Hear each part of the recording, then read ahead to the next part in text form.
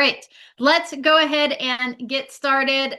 For July, we are covering our buyer forms.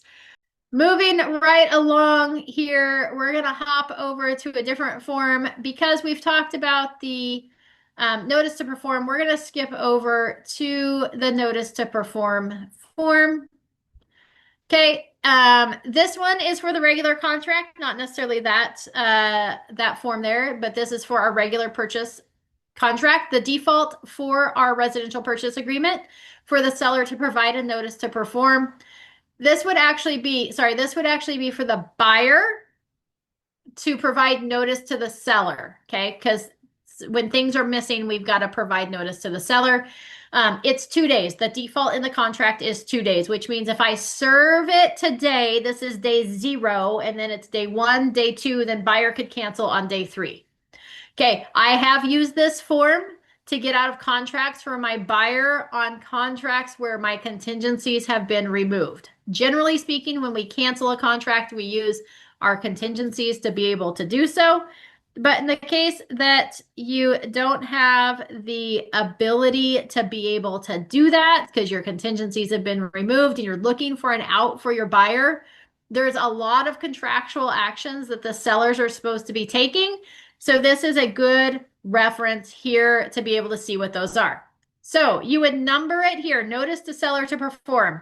This is in accordance with the terms and conditions of the purchase agreement, or if there's another agreement there, we would fill that in. Put the date here, that's the date in the upper left-hand corner of the purchase agreement or whatever other form. We're gonna just put a date there. You're gonna put in the full property address there, buyer's names, seller's names go there. Once you fill these in, like on your purchase agreement, it's gonna auto-populate it, which makes it easy. Buyer hereby gives seller notice that the buyer has not yet received from seller the items checked below. If seller does not provide buyer with these items, buyer may be entitled to cancel the agreement or delay removing the applicable contingency. Okay?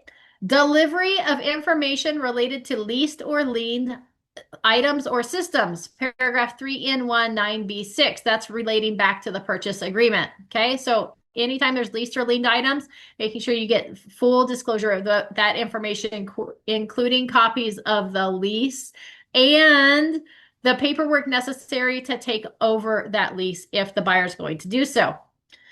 The following fully completed statutory and supplemental disclosures. Right here, the main ones are your TDS, which is your transfer disclosure statement, your natural hazard disclosure, your seller property questionnaire, or your exempt seller disclosure. Those are going to be your main ones. Okay, if on the TDS, the AVID box is checked by the listing agent, then the AVID would be part of that as well.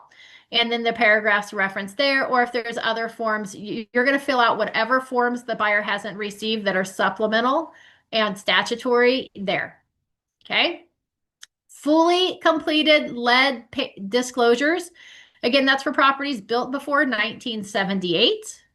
You've got your fire hardening and defensible space advisory disclosure and addendum. That's for properties that are in a high or very high fire hazard severity zone. They would require that form. The following booklets and guides, your earthquake and environmental hazards, for example. So remember that the seller is actually required to provide those guides. Most sellers don't actually do that. Okay. Some sellers are smart and they forward, their transaction coordinator will forward over the email from the natural hazard disclosure company that has all the hyperlinks for those forms. But if they don't, they just send over the NHD report, then you oftentimes have no earthquake, environmental hazards, lead-based paint hazards, right? All of those booklets there. So you could check that box and provide that notice to perform for that one. If it's in a condo or HOA association, then we have our condo plan development disclosures. Delivery of car forms, solar. So if there's solar on the property, the seller is required to provide this solar form about the solar disclosure. Delivery of car form WBSA. I don't actually know what that one was, so let's look at it here. We're going to hit add.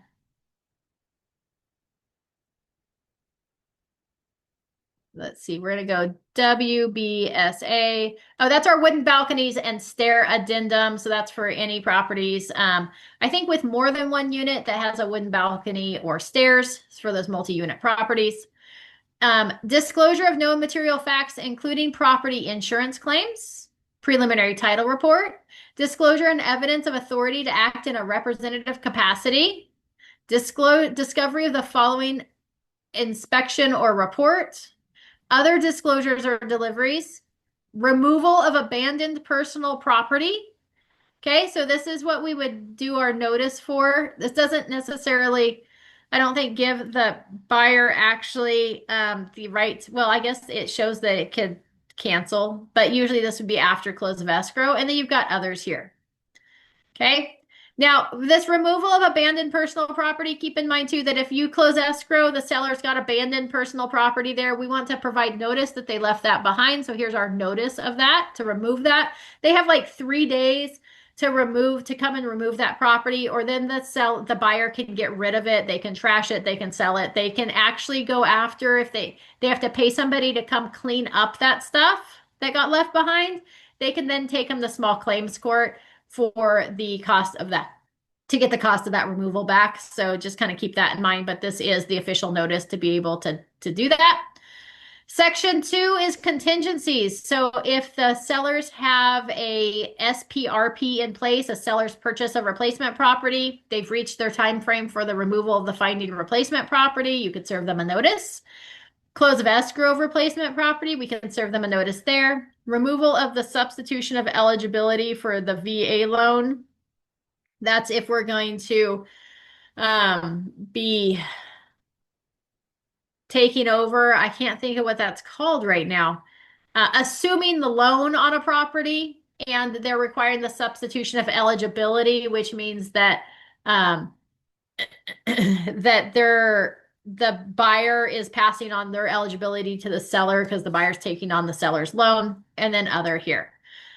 Paragraph numbers refer to the California Residential Purchase Agreement, the RPA. Applicable paragraph numbers for each contingency or contractual action and other car contracts may be different.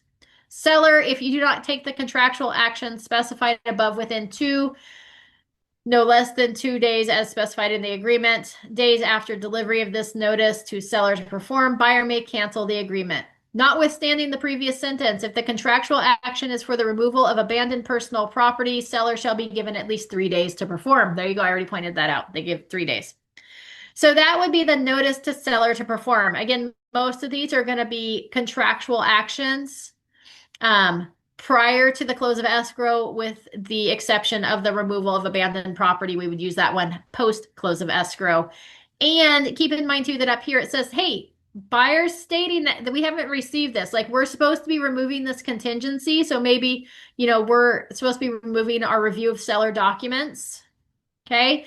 And we haven't received everything we need yet. We would fill out this 1B, check this box and say, hey, we're still looking for these forms. This is our official notice. This doesn't mean that the buyer has to cancel. This is just saying that, hey, this gives us the right to cancel, or we can also delay removing that contingency. Okay.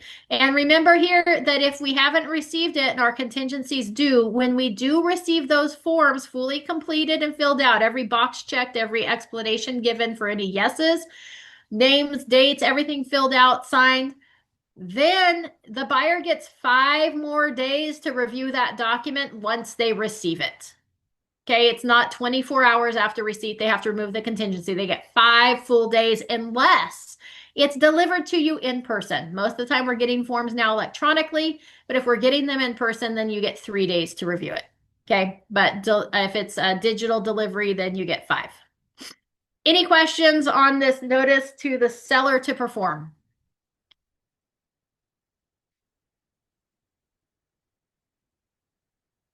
All right, we don't often see these, but we should be using these more because there's oftentimes when we're not getting stuff prior to when we're supposed to remove those contingencies, and this would be the appropriate way to notify the seller that we're still missing documents, and that's why we're not removing our contingencies. All right. The one that couples with that is our demand to close escrow. So we're going to use the notice to the seller to perform for any contractual action for which the seller hasn't followed through on, except if the seller is delaying the close of escrow. If the seller is delaying the close of escrow for some reason, we would use our demand to close escrow.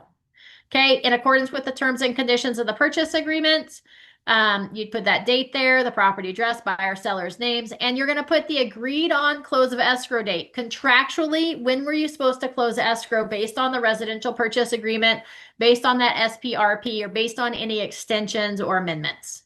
Okay, so if like we're supposed to close tomorrow and our sellers haven't even signed yet, then we might be submitting this form.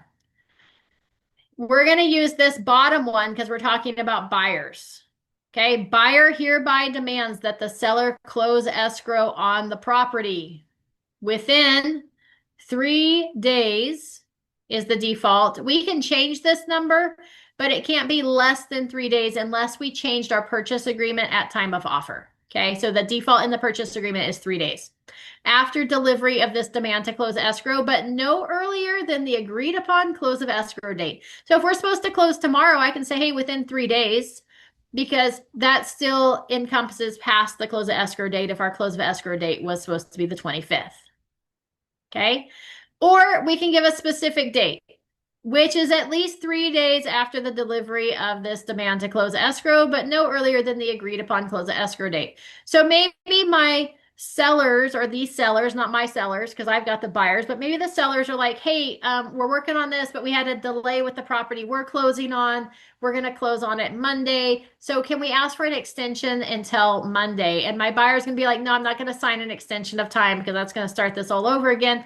But here's what I'll do. I'm going to give you a demand to close escrow. And instead of today's date or tomorrow's date, which is the actual close of escrow, I'm going to say, hey, we just need to close it by there. And then keep in mind, because we're doing calendar days, if we're serving this today, Friday, Saturday, Sunday, Monday's appropriate. It gives us at least 3 days. Okay. So we could do that there. Okay. Notice to seller, if you do not close escrow by the end of the time specified in the demand to close escrow and the buyer has fully performed, buyer may do any or some combination of the following. They can cancel the agreement. They can bring legal action against you for damages because of your breach of contract. Or they can bring legal action against you to force you to sell the property for specific performance. Once your sellers enter into contract to sell their property, they are required to sell that property unless the buyer breaches contract or everybody mutually agrees to cancel the contract. Okay. So buyer has those options there. It's not just I'm serving a demand to close escrow in order to cancel the contract. It's I'm serving a demand to close escrow so I can force you to sell your property to me. Now that's going to take a little bit of time because that's going to be a legal action. Just keep that in mind, but you can absolutely do that. Any questions about the section for the buyer demanding the close of escrow of a property?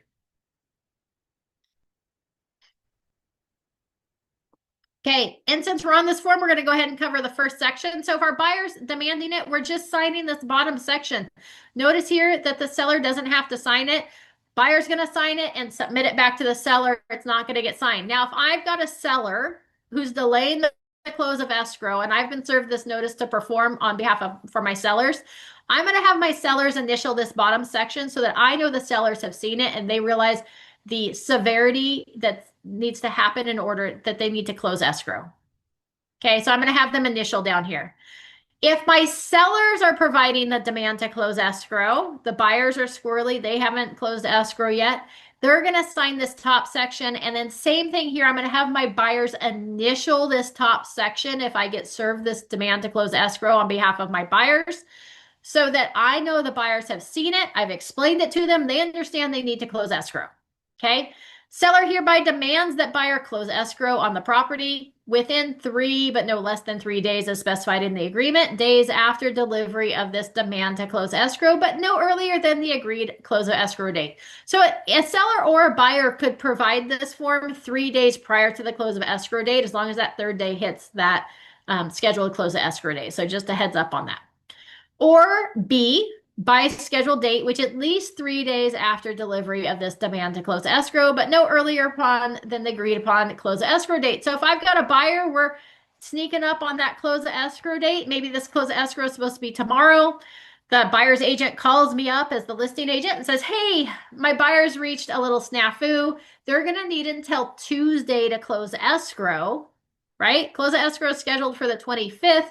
Today's the 24th. And my buyers are now asking until Tuesday, which is the 28th, 9th. I might say, yeah, that's fine. We're not going to sign an extension of time though, and I'm going to serve you a demand to close escrow for that 29th. Giving my sellers, again, this doesn't mean that the sellers have to cancel or take any action on that date.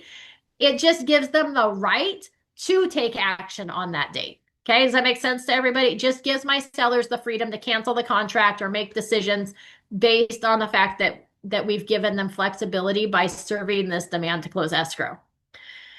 Notice to buyer, if you do not close escrow by the end of the time specified in this demand to close escrow and seller has fully performed, seller may do any or some combination of the following: cancel the agreement, bring legal action against you for damages, including but not limited to the deposit, bring legal action against you to force you to buy the property, specific performance.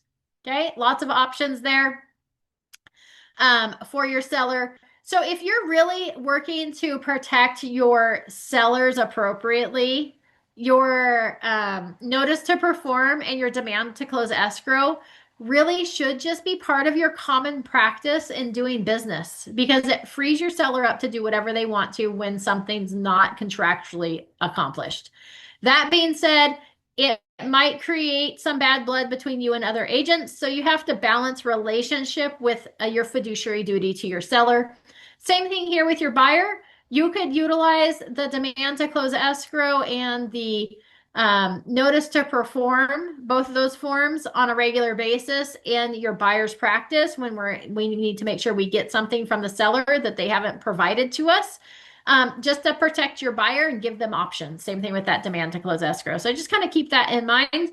But you've got those two forms there. Your notice to perform, which is used for anything that the seller was supposed to do that they haven't done contractually except close escrow. We're going to use the demand to close escrow for that specific purpose only.